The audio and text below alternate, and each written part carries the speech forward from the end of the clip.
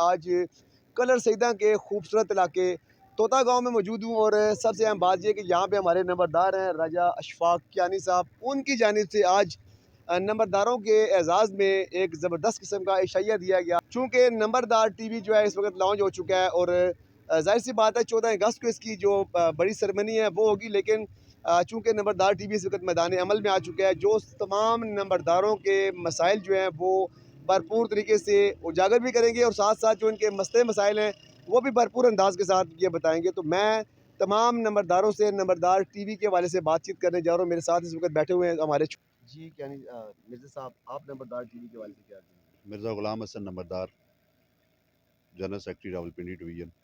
मैं सबसे पहले अपने प्यारे भाई अज़मत कियानी की अज़मत को सलाम करता हूँ कि जिन्होंने ये स्टेप लिया कि नंबरदारों की आवाज़ को दुनिया के कोने-कोने तक पहुँचाया जाए। और आज अल्हम्दुलिल्लाह नंबरदार टीवी की शुरुआत हो चुकी है और नंबरदारों की आवाज़ हर जगह पहुँचेगी। तो इस पे मैं अपनी पूरी टीम, स्पेशली अपने प्यारे भाई अज़मत कियानी साहब की इस काविश का हम नंबरदार कभी भी एहसान नहीं उतार सकते। आपका बहुत शुक्रिया।